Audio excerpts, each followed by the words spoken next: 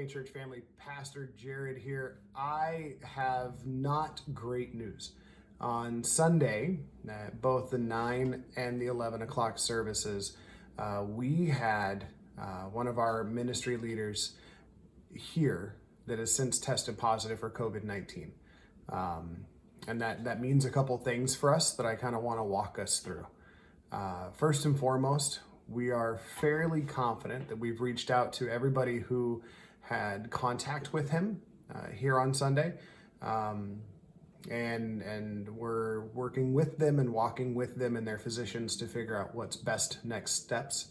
But I want to say this as we dive in. This is our first time having this conversation in the year that has been with COVID, and so I kind of want to applaud you for wearing your masks and keeping your distance and washing your hands and not, doing the things that we're not supposed to do and doing the things that we're supposed to do.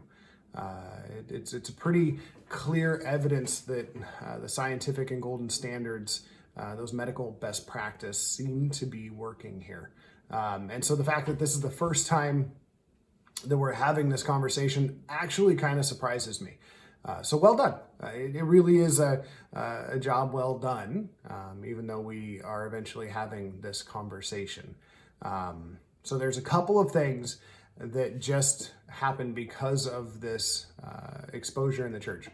One is we will be digital only. I know that's our favorite word at this time, is digital. We will be digital only for the next 2 weeks.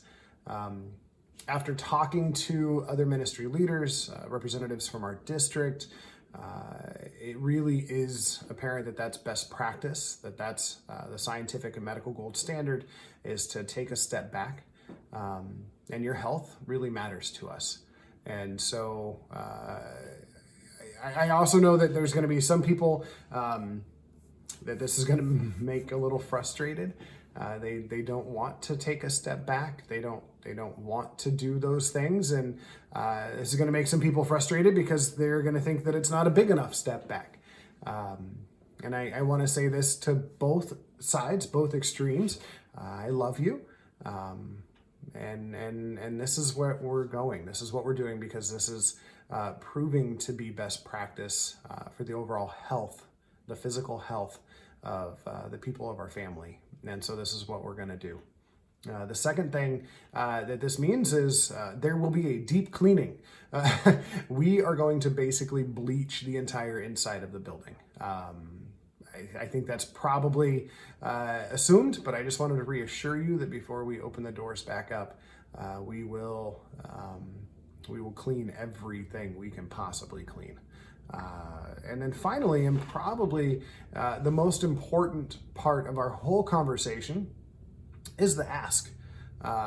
You know me, I love to have questions and to have that ask. And my ask here is this. You're going to have 2 Sundays off. That means no getting up early, getting the kids dressed, figuring out breakfast before or after, getting lost on the way.